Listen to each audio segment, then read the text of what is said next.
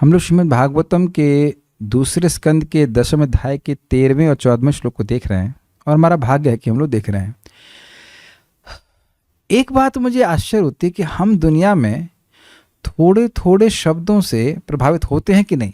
10-5 minute को आगे हमारा दिमाग खराब कर देगा, ये इसमें कोई संदेह नहीं है।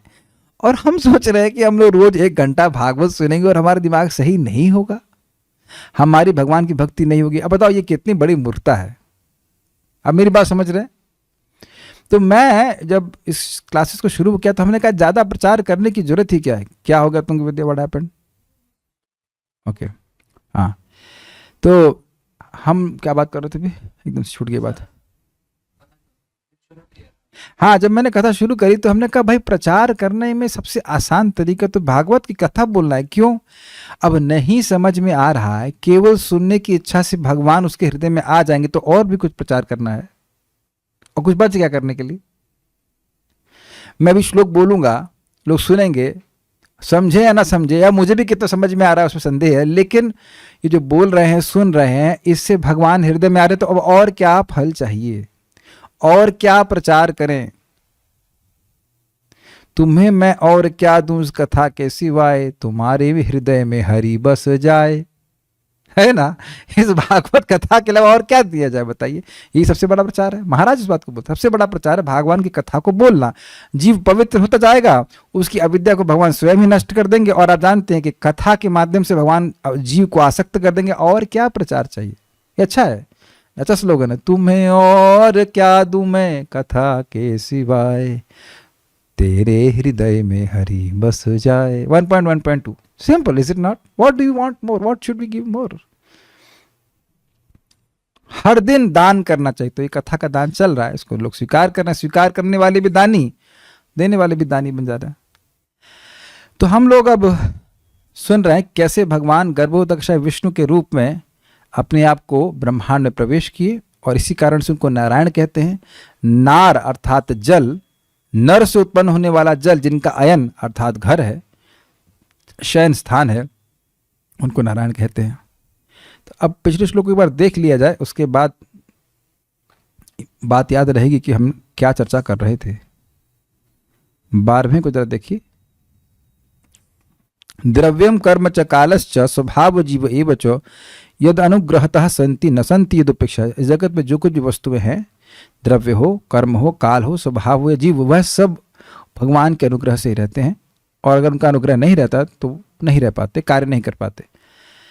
अब हमने सुना था कि 1000 वर्ष तक भगवान उस गर्भजल में शयन किए।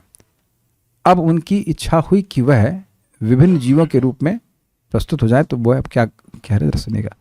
अब देखिए यहाँ पे भी 14वें श्लोक में अधिदैव अध्यात्म आदि शब्द आएगा, तो वहाँ आपने पहले समझ रखा है। वहाँ मतलब कहाँ, इसी अध्याय की शुरुआत पे समझ लिया है, तो अब कठिनाई नहीं होगी। आप एक के बाद एक अपनी वोकैबुलरी बिल्ड करते जाएंगे भागवत में। आज भी आप कुछ नई चीज़ें सीखेंगे और घबराएंगे नहीं, क्योंकि वह चीज़ एक बार सीख लेंगे तो आगे और क्लियर होता चला जाएगा। मैं भी सीख रहा हूँ, आप भी सीखते जाइए, उसका उपयोग बार बार भागवत में होगा। मेरे पीछे बोलिए।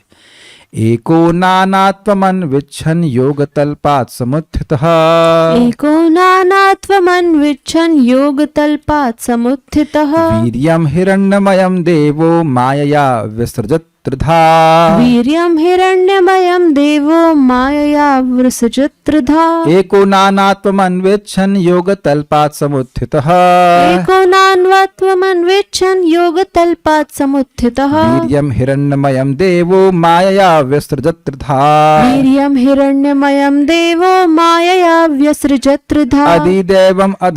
अधिदैवम् अथाध्यात्मम् अधिभूतम् इति प्रभो, अधिदैवम् अथाध्यात्मम् अधिभूतम् इति प्रभु। अथैकं पौरुषं वीर्यं त्रिधा भिद्यत तच्छृणु, अथैकं पौरुषं वीर्यं त्रिधा भिद्यत तच्छृणु। अधिदैवम् अथाध्यात्मम् अध्यात्मम अधिभूतम इति प्रभो अधिदैवम् अथाध्यात्मम् अधिभूतम् इति प्रभुः अथैकं पौरुषं वीर्यं त्रिधा भिद्यत तच्छृणु अथैकं पौरुषं वीर्यं त्रिधा भिद्यत तच्छृणु एको नानात्वमन्वेक्षन् योगतल्पात् समुत्थितः एको नानात्वमन्वेक्षन् योगतल्पात् समुत्थितः वीर्यं हिरण्मयं देवो मायया व्यसृजत् त्रिधा वीर्यं हिरण्मयं देवो मायया व्यसृजत् तथा अधिदैवमथाध्यात्मम् अधिभूतम् इति प्रभो अधिदैवम् अथाध्यात्मम् अधिभूतम् इति प्रभुः अथैकं पौरुषं वीर्यं त्रिधा भिद्यत तच्छृणु अथैकं पौरुषं वीर्यं त्रिधा भिद्यत तच्छृणु।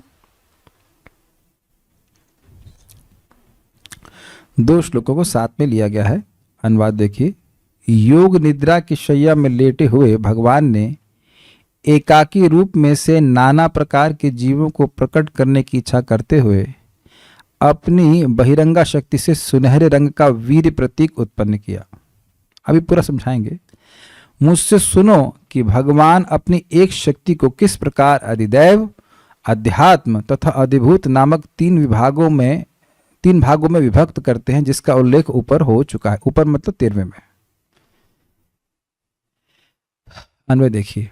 योग तल्पात, तल्प का मतलब होता है शैया, तो इसीलिए कह रहे हैं योग निद्रा की शैया में लेटे हुए देवः भगवान नारायण ने, गर्भोदक विष्णु ने, एकः नानात्वम एक से अनेक होने की, अन्विच्छन इच्छा करते हुए, मायया अपनी बहिरंगा शक्ति माया से, हिरण्यमयम सुनहरे रंग का, वीर्यम वीर्य प्रतीक अर्थात गर्भ रूपी देह को, एक प्रकार का अंडा भगवान ने उत्पन्न किया जो कि हिरण्यमय था। इसमें एक शब्द छूट गया ना, हिरण्यमय। हाँ है हिरण्यमयम। हिरण्य सुनहरे रंग का वीर्य मतलब एक अंडा, सुनहरे रंग का अंडा रूपी प्रस्तुत किया। समुत्थिता मतलब उत्पन्न किया, सम्यक रूप से उत्पन्न किया। त्रिधा व्यसृजत उसकी 3 भागों में रचना कर दी। अब वह 3 भागों में विभक्त हो गया।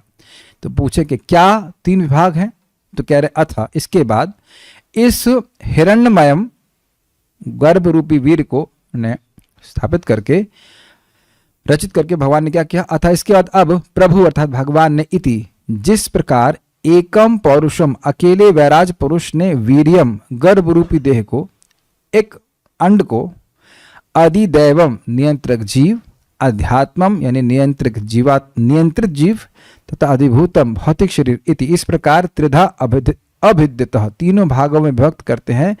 तत्शृणु वह आप सुने। देखिए बात क्या कह रहे हैं। वो ये कह रहे हैं कि भगवान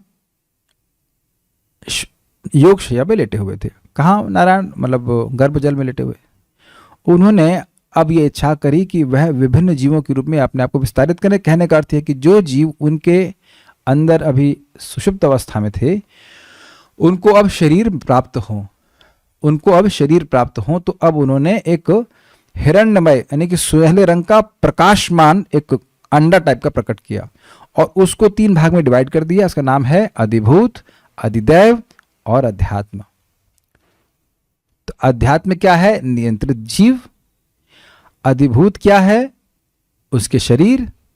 और अधिदैव है नियामक देवता। अब आप बताइए, उस समय हम लोगों ने मेहनत करी तो अब समझ में आ रहा है कि नहीं? देखिए एक बहुत सिंपल समझिए शैली। अधिभूत, अधिदैव और अध्यात्म, यह हम लोगों ने जहां तक अब तक समझ रहा है, ये पहली बार भागवत में सुन रहे हैं। उससे पहले हम लोग ने इतना सुना था क्या? मुझे याद नहीं आ रहा कि हम लोग सुने थे। हाँ, क्लेश के संबंध में सुना था, तो वह क्लेश तो इन तीनों के द्वारा जनित है उस अर्थ में ना, है ना। तो इससे पहले हमने सुने नहीं। तो देखिए विशेष प्रयोजन से इन टर्म्स को इंट्रोड्यूस करा जा रहा है, इसी अध्याय में शुरू किया गया ताकि अब इनका उपयोग आप समझ सको, क्योंकि इसके अलावा सृष्टि में और कुछ है नहीं। तो इससे पहले जो आपने सृष्टि सुनी उसमें इस प्रकार से विभाजन यद्यपि सुना नहीं था, विभाजन वहां पे भी। सात्विक अहंकार से देवताओं की सृष्टि हुई अधिदैव, तामसिक अहंकार से पंच महाभूतों की सृष्टि हुई अधिभूत, और राजसिक अहंकार से इंद्रियों की सृष्टि हुई अध्यात्म। वो उस शब्द वैसे उपयोग नहीं किए, लेकिन बात तो वही हुई ना, अधिभौतिक सृष्टि, आध्यात्मिक सृष्टि और आदिदैविक सृष्टि। तो आप देखेंगे वही चीज है, उसको अलग अलग तरह से समझाया जा रहा है। फिर तीसरे स्कंद में फिर सृष्टि आ जाएगी। आप ये जरूर याद रखें कि सृष्टि तत्व क्यों वर्णन हो रहा है। हम लोग जो योग शैया में नहीं, भोग शैया में लेटे हुए हैं, उन लोगों को जगाने के लिए, कह रहे भाई तुम देह नहीं हो। आपको भले लग रहा हो, लेकिन अगर आप बार बार इसको पढ़ें, सुने, तो वास्तविक रूप से अधिदैव, अधिभैव, अधिभूत, इसका विभाजन करने की क्षमता आ जाती है। मैं समझा पाया? हम लोगों को वस्तुतः खाली अधिभूत रूप में देखते हैं, शरीर को देखते हैं और वहीं उसका एनालिसिस शुरू कर देते हैं। लेकिन जब बार बार सुनते हैं अधिभौत, अधिभूत, अधिभूत, तो अब धीरे धीरे दिमाग में समझ में आने लगता है कि भाई हम लोगों को नहीं देख रहे हैं, हम उनके औदिक भौतिक शरीर को ही देख पा रहे हैं बस। ये आपको बहुत ही लग रहा होगा कि ऐसे कैसे हो सकता है, लेकिन बार बार सुनने से, सत्य को बार बार सुनने से सत्य दिखने लगता है। सो इस जगत में रहते हुए व्यक्ति अपने आप को डिटैच कर सकता है। Is okay? ये भक्ति में एक बहुत महत्वपूर्ण चीज है कि हम designations, we get rid of our designation. आप देखिए ना, हम लोग अब न तो बीटेक है, ना एम फार्मा है, ना आपका MBA, BCom और कोई डिग्री है, कुछ भी नहीं है, लेकिन इसी डेजिग्नेशन की वजह से चुप इस जगत, इस जीवन में चिपके हुए हैं। और जैसे शरीर छोड़ेंगे फिर दूसरा डेजिग्नेशन मिल जाएगा। आज पुरुष मान रहे हैं, अगले जन्म में उतना ही स्त्री मानेंगे अगर स्त्री बन गए जितना इस जीवन में पुरुष मान रहे हैं। काफी बड़ी बेवकूफ़ी है ये। कुछ आप मेरी बात समझ रहे हैं? सतर्क रहे कि हम कितने बड़े अज्ञान में हैं। जितना अपने को स्त्री मान रहे हैं उतना ही अपने को पुरुष मानेंगे, या कुत्ता मानेंगे, या बिल्ली मानेंगे, जो कुछ मानेंगे। और वो देह दूर नहीं, वो देह अब दूर नहीं। समझिए, वो देह अब दूर नहीं। भक्ति करते हैं धीरे धीरे ये डेजिग्नेशन हटते हैं। आप कन्विंस होने लगते हैं कि मैं कृष्ण का सेवक हूं, मेरा ये भाग्य है कि मुझे कृष्ण की कोई भी सेवा करने को मिल रहा है। मेरी बात समझ में आ रही है आप लोगों को? कोई भी सेवा मुझे भगवान की करने को मिली, चाहे बर्तन मांजने को मिले, चाहे घर की सफाई करने के लिए मिले, या आपको कुछ भी, कोई भी आप कार्य कर रहे हैं, भगवान की विग्रह की सेवा कर रहे हैं, जाप कर रहे हैं, प्रचार कर रहे हैं, कोई भी सेवा कर रहे हैं, मैं माया से दूर हूं। बहुत सिंपल बात लगती है लेकिन बहुत गंभीर बात है। कुछ भी सेवा कर रहे हैं भगवान की तो आप मुक्त हैं। तज्जन्मतानि कर्माणि तद आयुस्तन मनो वचः नृणाम ये नहीं विश्वात्मा सेव्यते हरिरीश्वर। उस व्यक्ति का जन्म, उस व्यक्ति की आयु, उस व्यक्ति के कर्म, सब कुछ सर्वश्रेष्ठ है, सबसे अच्छा है, सफल है, अगर उसके द्वारा वह हरि की सेवा करता है जो भगवान विश्वात्मा है। और नहीं तो अपने इस डेजिग्नेशन से, इस अध्यात्म से पहचान करके अपना जीवन हम व्यर्थ कर देंगे। करते आए हैं अनादिकाल से, आगे भी करते जाएंगे। ये सब बातें क्यों बोल रहा हूं? ताकि इन शब्दों के महत्व को अपने जीवन में समझें कि अधिभूत क्या है, अधियज्ञ क्या है, अधिदैव क्या है। आप समझ गए ना कि क्या इसका है? वी जस्ट इसे सुन करके अपने को डिस्टेंस करें इन भोगों से। ओके, तो कह रहे हैं कि अब इस 3 भागों में विभक्त किया, तो वो क्या है वह आप मुझसे सुनिए। अनुवाद पढ़े, कुछ कुछ समझ में आया? नहीं, ऊपर से गया सब कुछ। अभी देखिए टीका पढ़ेंगे ना तो एकदम समझ में आ जाएगा।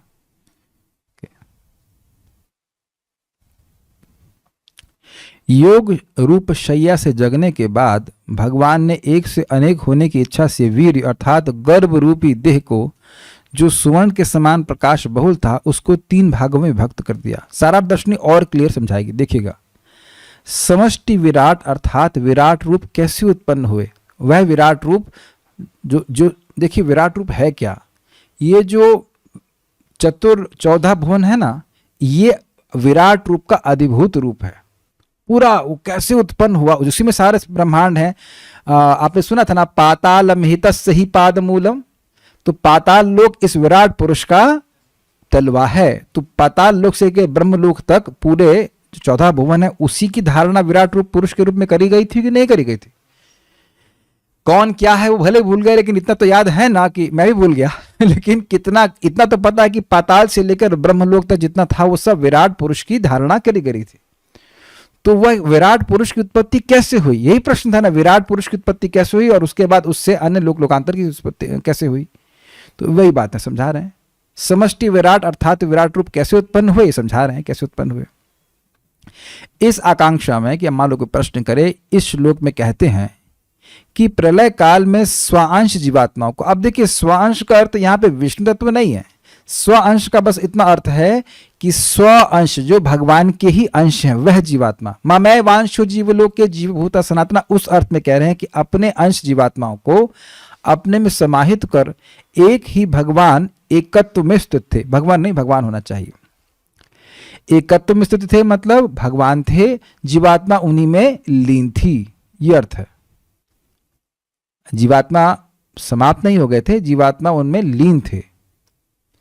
तत्पश्चात अनु, यह शब्द है अनुविच्छन, तो अनु अर्थात पूर्व प्रलय का अनुगमन करने वाली अग्रिम सृष्टि के समय उन्होंने नानात्वम अर्थात विविधता की इच्छा की तथा उन्होंने जीवों को स्वयं से विभक्त कर दिया। अपनी योगशैया से रात्रि का प्रतिनिधित्व करने वाले महाप्रलय काल में शयन कर देवो अर्थात दिव्य पुरुष प्रातः सृजन हेतु उठे। जरा वापस श्लोक देखिए तब समझ में आएगा। एक भगवान एक थे, एक का मतलब अकेले भगवान थे, और वह भगवान उनके ही शरीर में जीवात्माएं थीं। एक बाहर से लग रहे हैं लेकिन अंदर शरीर में बहुत सी जीवात्माएं हैं। आप अकेले हैं शरीर में, समझ में आ गया। यद्यपि आप सोचेंगे कि आप अकेले हैं लेकिन हमारे ही शरीर में कितनी जीवात्माएं हैं उसका कोई हिसाब है नहीं है। और आपसे अलग हैं कि नहीं, कुछ समझ में आ रहा है कि नहीं। तो एक मैं उपमा दे रहा हूं। तो भगवान विष्णु में, अब कहीं कौन से वाले विष्णु, एक बात आ रही, महाविष्णु कि गर्भोदक्ष विष्णु। वैसे इस बात से तो सही प्रतीत हो रहा है कि हम लोग गर्भोदक्ष विष्णु के बारे में बात कर रहे हैं। तो क्योंकि वही ये जो कमल नाल है उन्हीं के नाभि कमल से निकलता है। तो उनकी इच्छा हुई कि वह नानात्वम, एकत्व एक होने के गुण से नानात्व, नाना होने के गुण में अनुविच्छन, अनुविच्छन, अनविच्छन। अब बड़ा सुंदर शब्द है। इच्छा मतलब इच्छा और अनु मतलब पीछे चलना। पीछे का क्या मतलब है, जैसे प्रलय के पहले सृष्टि चल रही थी ना, प्रलय हो गई तो जीव उनमें समा गए। अब अनु, अनु मतलब इस प्रलय के बाद जो सृष्टि होगी तो वो उसके अनु कही जाएगी कि नहीं। तो जैसे इस प्रलय के पहले सृष्टि हुई थी उसी के अनु, उसी के अनुसार फिर भगवान ने अनुइच्छन, उसका फिर से इच्छा करी कि मैं फिर से बहुत ज्यादा हो जाऊं। समझ में आए लाइन। इधर जूम के भक्तों को भी देख ले। ओहो, ये तो बेचारे बेहोश हो जा रहा है। कुछ समझ में आ रहा है कि नहीं आ रहा है। बात बहुत सुंदर बात है, अनुइच्छन। अच्छा चलिए ऐसे बताइए, हमारे घर में प्राय हम लोग रोज खिचड़ी बनाते हैं सुबह, कोई तपस्या नहीं करते, बहुत अच्छी लगती है। तो कल जैसी बनाई वैसी ही दोबारा आज बनाने की इच्छा होती है। ऐसे बड़ा इंटरेस्टिंग है। आज सुबह बनाई थी और रात्रि हो गई, अभी सब दूध डाल के पैक कर दिया है।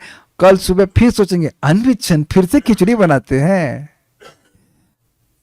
तो जैसे कल सुबह बनाई थी वैसे ही बनाते हैं। ऐसे कुछ लोग हैं जिन लोगों को एक चीज पसंद है वो रोज वही खाते रहते बना बना करके।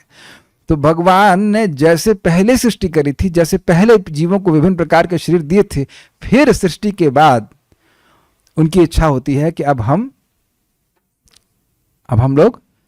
फिर से जीवों को शरीर देते हैं। अब एक और रुचिकर बात है जो रात्रि वाली बात कही थी। देखिए, जब प्रलय हो जाती है तो सूर्य भी नष्ट हो जाता है, तो अंधकार ही अंधकार सब जगह व्याप्त हो जाता है। ब्रह्मांड तो अंधकारमय है ही, सब कुछ समाप्त। तो इसलिए कह रहे हैं कि जब ये अंधकार हो गया, भगवान उस समय सो रहे थे। प्रलय में भगवान थोड़ा नष्ट हो जाते हैं, प्रलय में भगवान नहीं नष्ट होते हैं। तो प्रलय को कहा जा रहा है रात्रि के समान। जैसे हम लोग रात्रि में सोते हैं और सुबह उठ करके कार्य करने लगते हैं कि नहीं अपने, ऐसे ही भगवान प्रलय कालीन रात्रि में सो जाते हैं और सारा ब्रह्मांड सारे कुछ में प्रवेश कर जाते हैं और उसके बाद फिर वह उठते हैं, वो फिर उठते हैं। वैसे इसको आप इस अर्थ में ले सकते हैं कि यही अर्थ में ले लीजिए, बस और क्या है। और वह सुबह उठते हैं, इसीलिए कह रहे हैं योग तल्पात समुत्थितः। योग तल्प, अपने योग की शैया से उठे। उठे का मतलब जैसे जगत में जीव उठता है सुबह रात्रि के बाद और अब वह कुछ कार्य करने लगता है, तो भगवान उठे अब सृष्टि करना शुरू करे, ये अर्थ समझ आ गया लाइन। ये है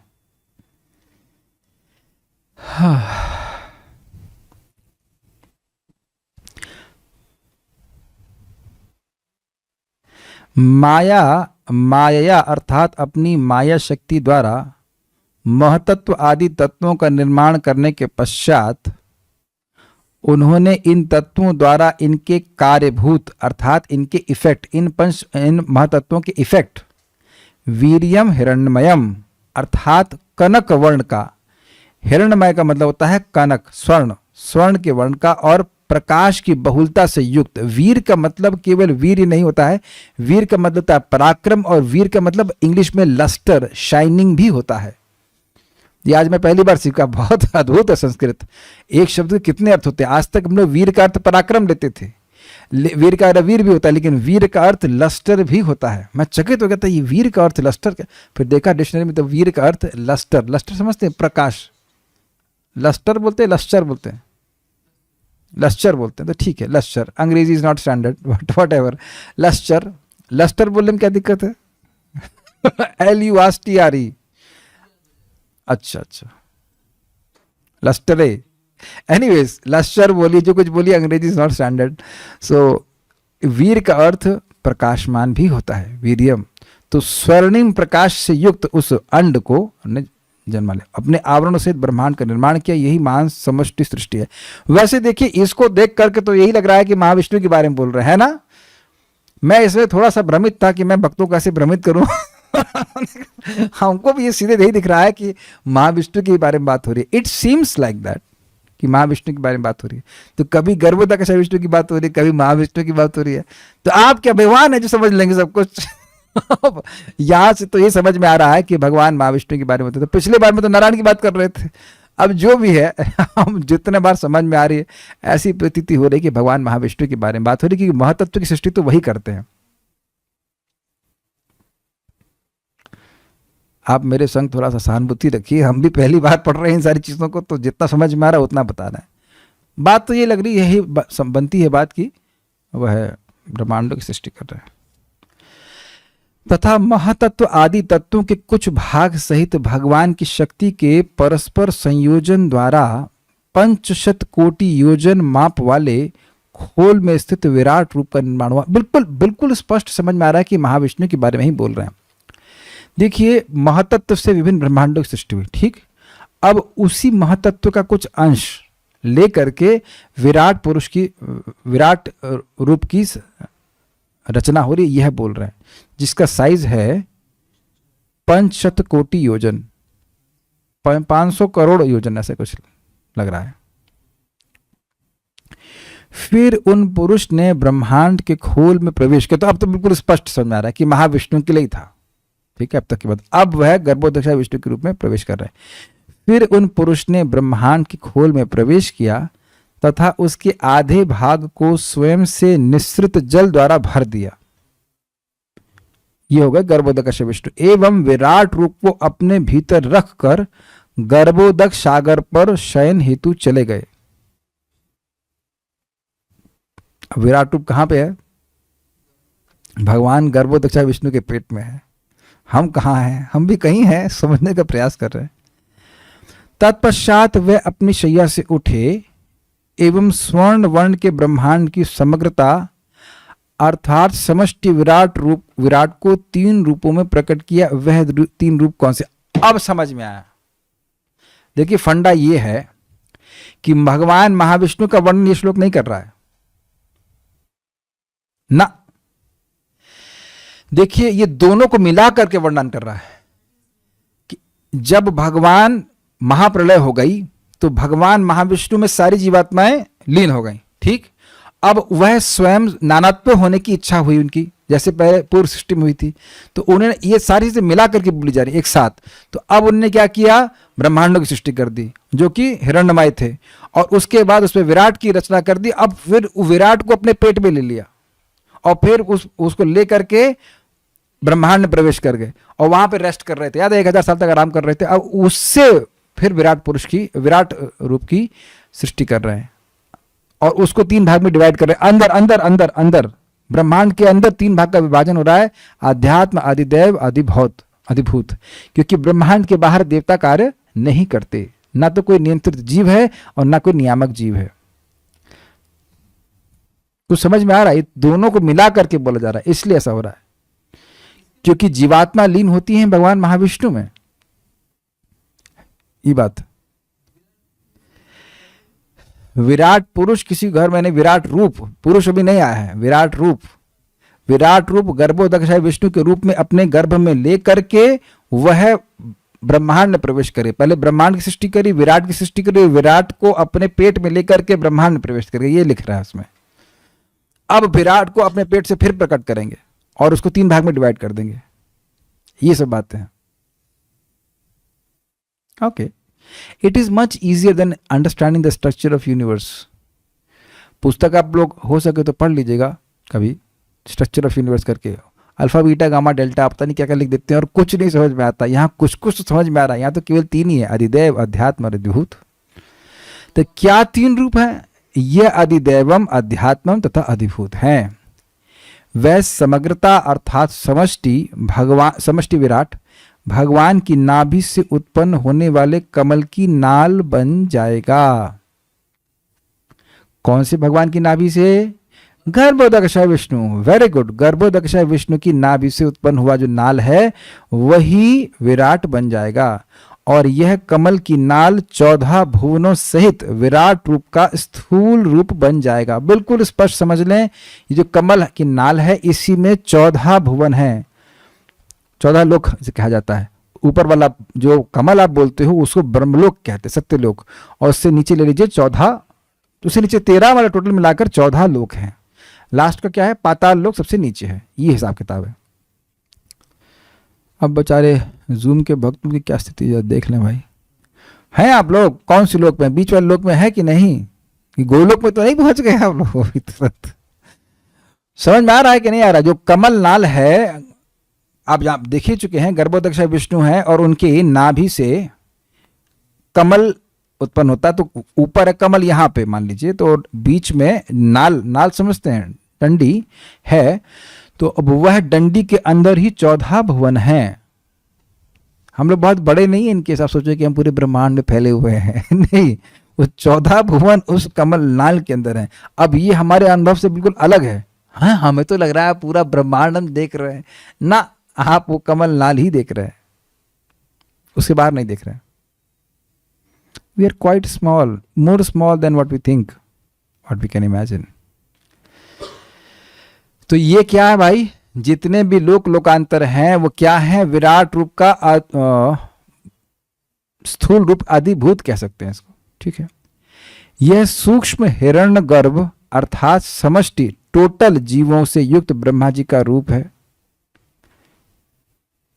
यह सूक्ष्म हो गया, अध्यात्म से इसे लिंक ले सकते हैं कि जितनी भी जीवात्माएं हैं उनको अगर एक साथ उनके सूक्ष्म शरीर को लेंगे तो उसको हिरण्यगर्भ कहा जाता है।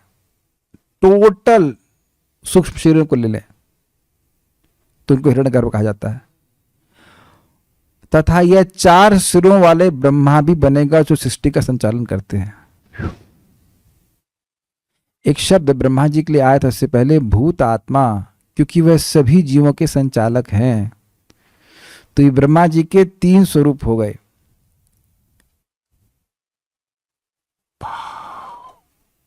ये तो खतरनाक बात है भाई।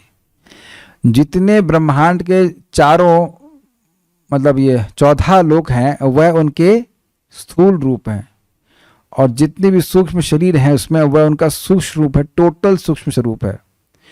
और ब्रह्मा जी एक जीवात्मा है अलग से भी। इन केस यू नो, आप सोच रहे थे कि हम सब कुछ जानते हैं, हम लोग कुछ नहीं जानते हैं। ये सब दोबारा क्या बताया? दोबारा वही बताऊंगा जो बताया यहाँ पे। जितने भी 14 लोक हैं वह ब्रह्मा जी का भौतिक रूप है, स्थूल रूप कह लीजिए। हाँ, और जितने भी सूक्ष्म शरीर हैं जीवात्माओं के टोटल एक ब्रह्मांड में वो उसको हिरण्यगर्भ कहते हैं, उनका सूक्ष्म रूप है। और ब्रह्मा जी स्वयं तो हैं ही। हाँ हाँ, मुझे पता है कि परेशान हो रहा है, लेकिन है ऐसा। अब इन सब विषयों पे आगे और भी बोला जाएगा, तो जब जहाँ वहाँ पे आएगा उसको वहाँ पे हम सुनते चलेंगे।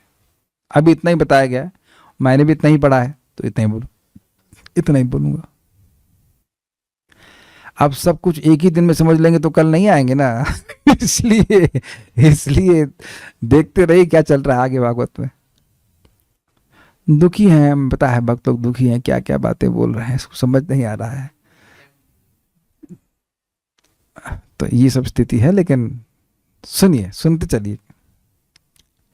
प्रभुपाद जी का तात्पर्य बहुत आसानी समझ में आ जाएगा। भगवद गीता 9.7-8 में भौतिक जगत की सृष्टि तथा संहार का वर्णन इस प्रकार से हुआ है। सर्वभूतानि कौन्तेय प्रकृतिम यान्ति मामिकाम कल्पक्षय पुनस्तानि कल्पादौ विसृजाम्यहम् प्रकृतिम स्वामवष्टभ्य विसृजामि पुनः पुनः भूतग्रामम इमं कृष्णम अवशम प्रकृतिर्वशात्। हे कुंती पुत्र, कल्प के अंत होने पर सृजनात्मक शक्तियां अर्थात भौतिक प्रकृति एवं भौतिक प्रकृति में संघर्षरत सारे जीव मेरी दिव्य प्रकृति में लीन हो जाते हैं। क्या वर्णन हो रहा है इसका? भगवान महाविष्णु के बारे में बता रहे हैं। भगवान कृष्ण के विस्तार हैं। जब ब्रह्मा जी की परम आयु समाप्त हो जाती है तो सारी सृजनात्मक शक्ति ठंडी शांत हो जाती है और सब कुछ भगवान अपने अंदर समेट लेते हैं। और फिर से उन्हें प्रकट करने की मेरी इच्छा करने पर मैं उन्हें अपनी शक्ति से पुनः उत्पन्न करता हूं। तो ये प्रभुपाद जी ने श्लोक क्यों कोट किया? एको नानात्मन्विच्छन्, भगवान एक हैं, लेकिन अब वो नानात्व होने की इच्छा से फिर से सृष्टि करते हैं। इसलिए प्रभुपाद कोट करते हैं कि जब सृष्टि करने की इच्छा हुई भगवान की, तब वह सृष्टि करते हैं। तो दिखा रहा है भगवान कितने सौराठ हैं।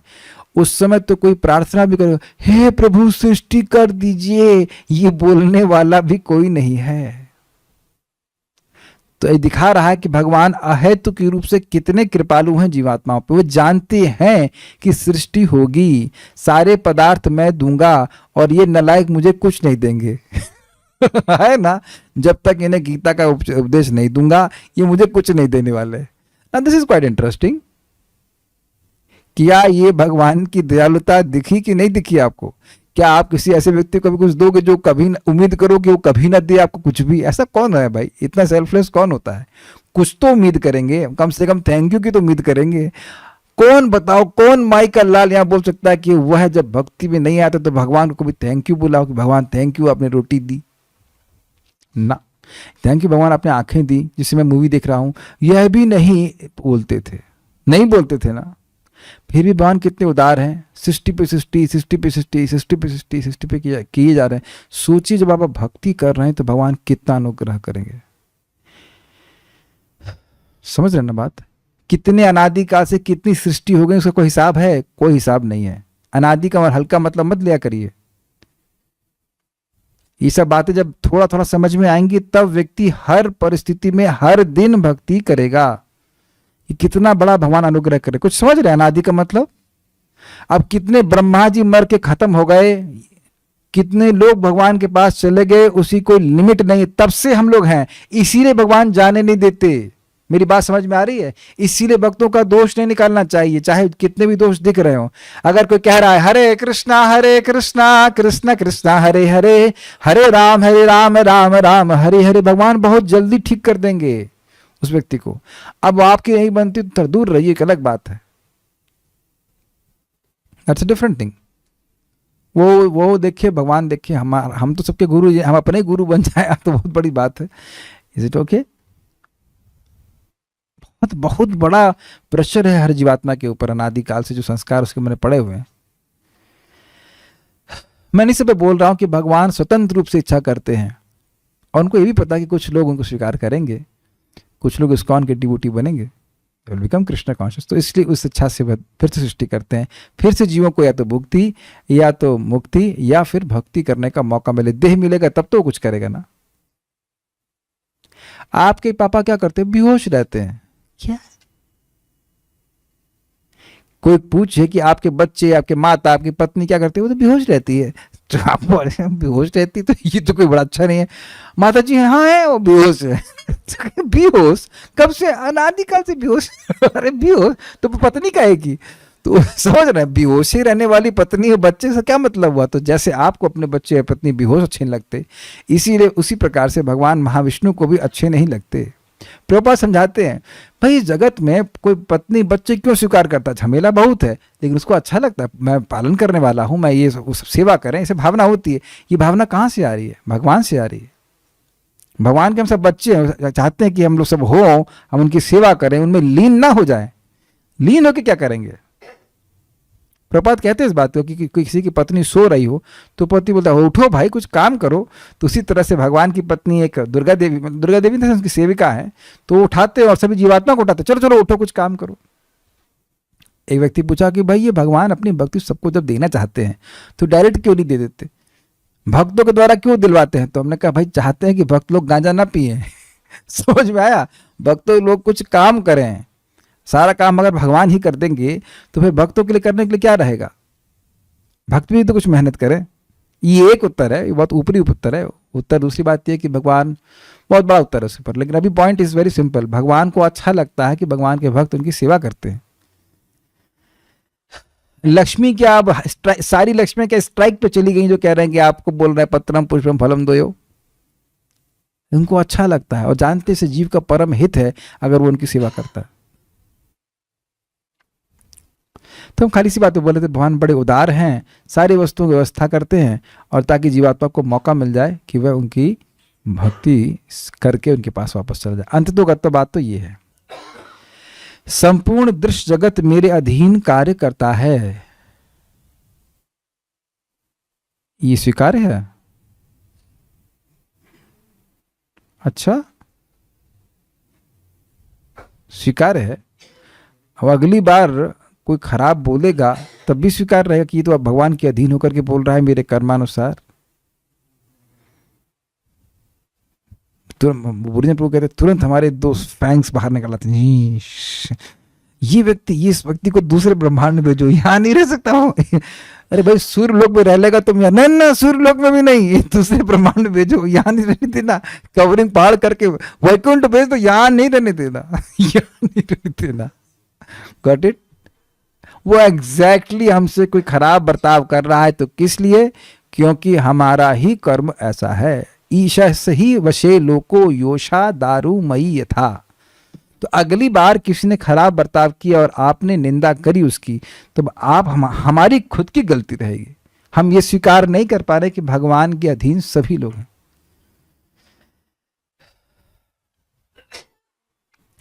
यह मेरी इच्छा से बारंबार स्वतः प्रकट होता रहता है और मेरी इच्छा से अंत में विनष्ट होता है।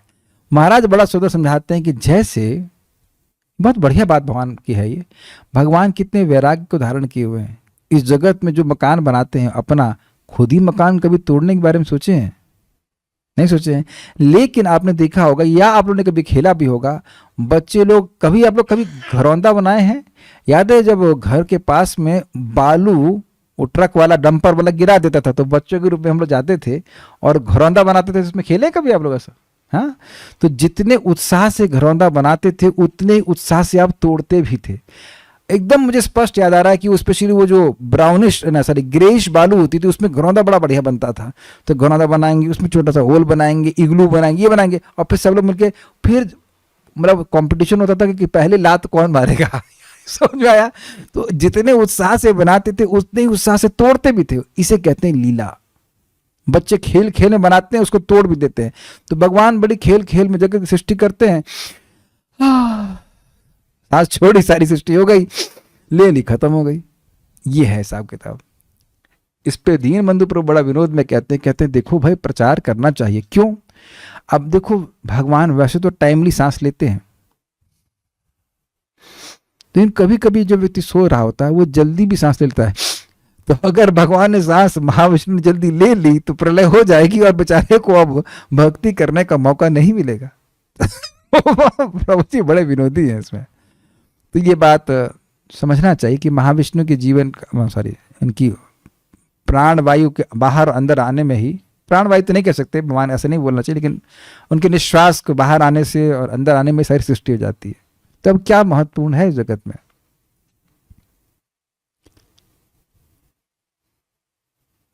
इस प्रकार ब्रह्मांड की सृष्टि के पूर्व भगवान अपनी पूर्ण शक्ति यानी महासमष्टि के रूप में विद्यमान रहते हैं और अपने को अनेक करने की इच्छा से वे अपने को बहुमुखी पूर्ण शक्ति में विस्तारित करते हैं।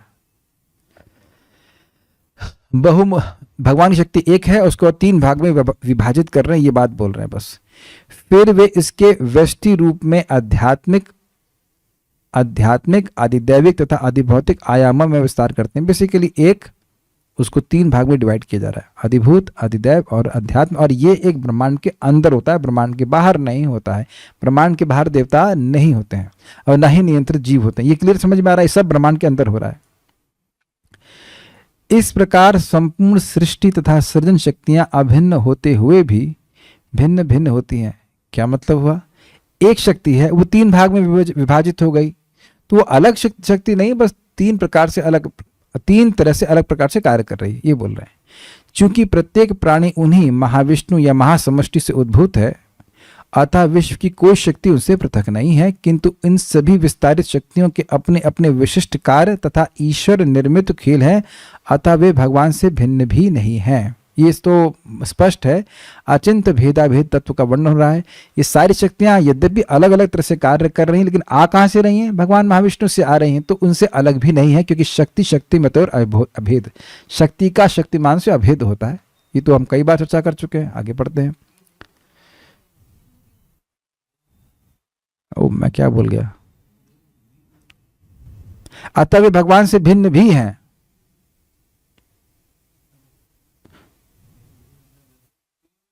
एक मिनट पढ़ने दो भाई। हाँ, तो बात वही बोली जा रही है। अतः विश्व की कोई शक्ति उनसे पृथक नहीं है, किंतु इन सभी विस्तारित शक्तियों के अपने अपने विशिष्ट कार्य तथा ईश्वर निर्मित खेल हैं, अतः वे भगवान से भिन्न भी है। वही बात बोल रहा था कि मतलब एक ही समय में भगवान से अलग नहीं है और अलग हैं भी। अलग नहीं है क्योंकि भगवान से आई हैं, और अलग हैं क्योंकि भगवान की शक्ति है और अलग अलग तरह से कार्य कर रही है। वही बात बोल रहा था, वो शब्द का थोड़ा सा। अब ये देख रहे हैं कि एक बार वो बात समझ में आ जाती है तो बार बार रिपीट होती है। अब आप देखिए, एक बात ध्यान रखिएगा, जो भी स्टूडेंट सुन रहे हैं, यदि कोई टॉपिक आपने छोड़ दिया तो अब वो टॉपिक बार बार आएगा और आप फंस जाओगे, और आप अब उम्मीद करो कि हर बार कुछ नया बताया जाएगा। नहीं, बात वही बताई जाएगी। यह अचिंत भेद अभेद तत्व का अर्थ यह होता है कि कोई वस्तु अगर किसी पे आश्रित है, उससे आई है, तो उस दृष्टि से उसका अभेद है, लेकिन अब वो वस्तु अलग तो है ही ना। जैसे सूर्य और बादल में भेद है, लेकिन बादल की सत्ता सूर्य पे आश्रित है, उस दृष्टि से अभेद है। अब ये बात यद्यपि मैं रिपीट कर रहा हूं, लेकिन ध्यान देना होगा, आपका खुद का दायित्व है कि इसको पकड़ें।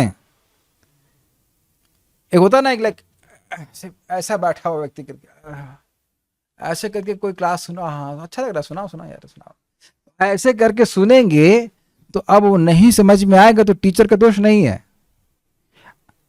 समझ रहे ना बात? प्लीज, मैं देखिए, मैं डांट नहीं रहा, मैं बता रहा हूँ, एटीट्यूड की बात है कि अगर नहीं समझ में आता है कॉलेज में, तो हम लोग अपना दिमाग भिड़ाते हैं, माथा भिड़ाते हैं, क्योंकि उसको महत्व समझते हैं, फिर समझ में आ जाता है। ऐसे तो पढ़ाई की है ना कि ऐसे पास हो गए कथा कहानी सुन के आ गया, तो चलो वहाँ पर एग्जाम लिख देंगे। नहीं लिख पाएंगे एग्जाम, नहीं समझ पाएंगे। दोबारा पढ़ना होता है, समझना होता है, तब बातें समझ में आती हैं। अब मैं इसके लिए किसी को फोर्स नहीं कर सकता। जैसे भी आप सुनना चाहते हैं, पढ़ना चाहते हैं, तो ठीक ही है, लेकिन ठीक है वही चीज़ जब हम उसको ठीक से पढ़ेंगे, क्या बोल रहा है, उस पर क्या बात की जा रही है। जैसे भी अभी ने मेरी त्रुटि निकाल दी, तो इसका मतलब आप ध्यानपूर्वक सुन रहे हैं मैं क्या बोल रहा हूँ। कोई त्रुटि हो गई तो बता दिया, तो ठीक है, हम सही कर ली, कोई दिक्कत नहीं, अच्छी बात है। समझ में आया है कंसेप्ट, इसलिए मुझसे कुछ त्रुटि हुई तो आप पकड़े कि हाँ कुछ गलत हो गया है। And I want that, I will be happy if you do that, कि मुझसे कुछ त्रुटि हो जाए तो आप सुधार सके। नहीं प्रभु, ऐसा तो आप कैसे बोल गए? गलती निकालने की दृष्टि से नहीं, आपको कंसेप्ट समझ में आया तब ना आप कुछ बोल रहे हैं। आई एम वेरी हैप्पी कि वक्तों ने समझा इस बात को। तो उम्मीद है कि अचिंत्य भेद अभेद तत्व समझ रहे हैं। शक्ति का शक्तिमान से भेद होता भी है और अभेद भी है, क्योंकि शक्ति शक्तिमान पे आश्रित होती है। जीवात्माएं भी भगवान की ऐसी शक्ति या तटस्थ शक्ति हैं, अतः वे एक ही समय भगवान से अभिन्न होते हुए भिन्न भी हैं। एक बात बहुत ध्यान रखिएगा, क्योंकि भगवान से भिन्न नहीं भी हैं, इसलिए जीवात्मा की सेवा भी भगवान की सेवा है। उसे कनेक्ट करना चाहिए भगवान से, उसको प्रेम देना चाहिए। बार बार समझने का प्रयास कीजिए, मैं भगवान का ही हूं और आप सब लोग भी भगवान के ही हैं। आप समझ में आया कुछ? Are you able to follow? मैं भी केवल भगवान का हूं, मैं किसी का नहीं हूं। तो आप भी केवल भगवान के ही हैं और किसी के नहीं हैं। तो किसी के प्रिय व्यक्ति को आप सेवा करते हो तो उसके प्रिय नहीं बन जाएंगे? आप बताइए, इज इट नॉट? तो जब हम ये कह रहे हैं कि मैं केवल भगवान का हूं, तो वह मुझे लोगों से विरक्त नहीं बना देता है, इन द सेंस कि हम मतलब लोगों को प्रेम करते हैं भगवान से संबंध जोड़ करके। Is it getting clear? आत्मौपम्येन सर्वत्र समम पश्यति यो अर्जुना सुखम वा यदि वा दुखम स योगी परमो मतः। भगवान गीता में बोलते हैं वह योगी परम योगी है जो अपने ही उपमा से सबको देखता है।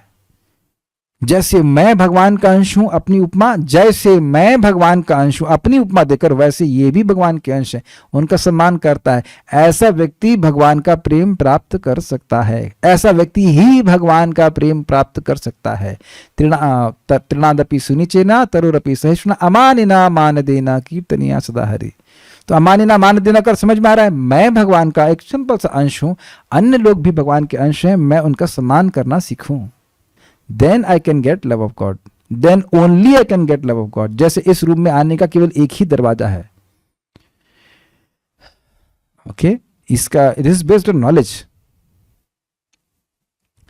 अप्रकट अवस्था में जीवित शक्तियां भगवान के भीतर ही सामर्थ्य मुक्त रहती हैं, उनका कोई सामर्थ्य नहीं रहता, वह कुछ कार्य नहीं कर सकती, पुरुषार्थ नहीं कर सकती, कोई देह भी नहीं है कार्य करने के लिए।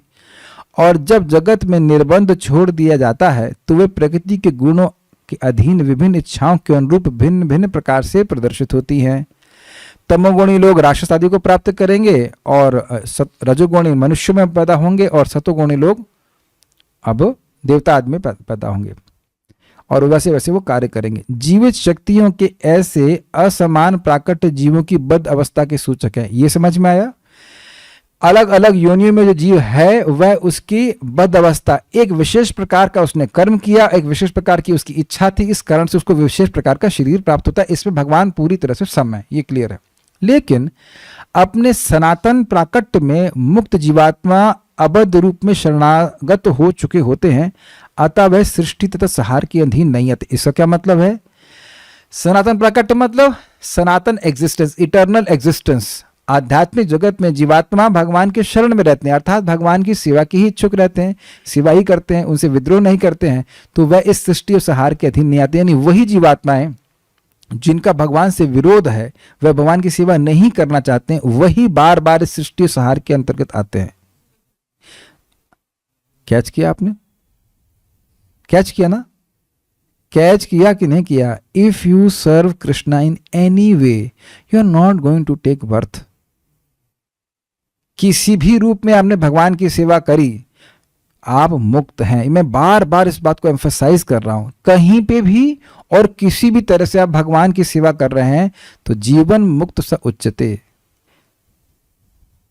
खाली क्या हमारे महाराज बड़ा अच्छा बोलते हैं, परम पूज्य राधानाथ महाराज बोलते हैं, free time is not a luxury, it's a danger.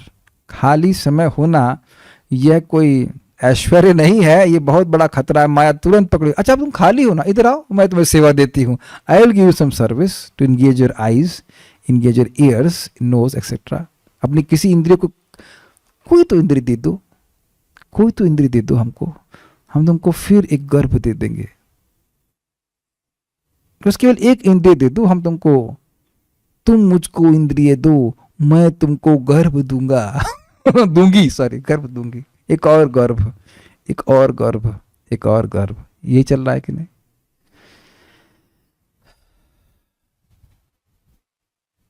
तो बुद्धिमान भक्त लगा रहता है भगवान की सेवा में किसी न किसी रूप में। क्योंकि देखो भाई, हम लोग इतने एडवांस तो हो नहीं गए कि दिन भर बैठ के मालाई करते रहें।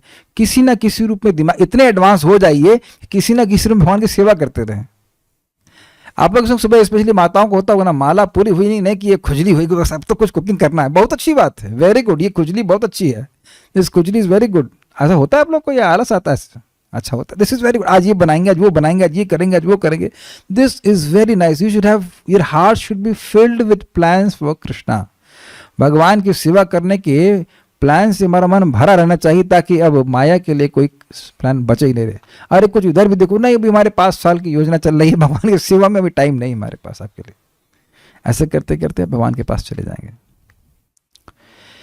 इस तरह योग निद्रा में अपनी शैया में लेटे हुए भगवान की चितवन से अर्थात कटाक्ष से उस सृष्टि का सृजन होता है। तो ये स्पष्ट है कि ये महाविष्णु के बारे में बात हो रही, वो भी योग शैया में निवास करते हैं। और इस तरह सारे ब्रह्मांड तथा ब्रह्मांड के स्वामी ब्रह्मा बारंबार प्रकट होते और विनष्ट होते रहते, जिनकी केवल कटाक्ष से ब्रह्मा जी उत्पन्न हो रहे हैं, तो वह कितने समर्थ है।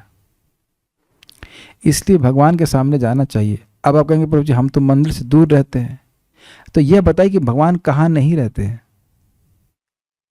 अपने घर में भगवान का फोटो रख सकते हैं, भगवान के सामने आ सकते हैं, या विग्रह रख सकते हैं, भगवान के सामने आ सकते हैं और भगवान को प्रणाम कीजिए। यह भी तो आप मान रहे हैं ना कि मंदिर में भगवान है, ये शास्त्र की बात सुनकर मान रहे हैं ना, तो फिर यह भी तो सत्य है ना कि फोटो में भी भगवान है। शास्त्र दोनों जगह बोलता है कि नहीं, पेंटिंग में भी भगवान है और भगवान जो मूर्ति है उसमें भी है। यही तो है ना 8 प्रकार से भगवान कहाँ नहीं है, तो उनको देख सकते हैं, उनको प्रणाम कर सकते हैं। भगवान वहाँ हमारी सेवा स्वीकार करते हैं। नाम के रूप में भगवान है, कथा के रूप में भगवान है, और जहाँ कथा हो रही वहाँ भगवान है। तो इस प्रकार से भगवान के संपर्क में अपने आप को बनाए रखें, और फिर अगली सृष्टि में देखते हैं कि हम लोग आते हैं कि नहीं आते। मोस्ट प्रोबेबली नहीं आएंगे, बहुत अभी तो बहुत टाइम है वहाँ पर, वो पार हो जाएंगे, तब तक जरूर पास हो जाएंगे, मुझे लगता है, विश्वास। तो उम्मीद है कुछ बात श्लोक समझ में आया होगा। आगे सृष्टि कैसे डिटेल में हुई उसको हम लोग भगवान ने चाहा तो हम लोग कल सुनेंगे। श्रीमद् भागवतम की जय, श्रील प्रभुपाद की जय, निताय गौर प्रेमानंदे।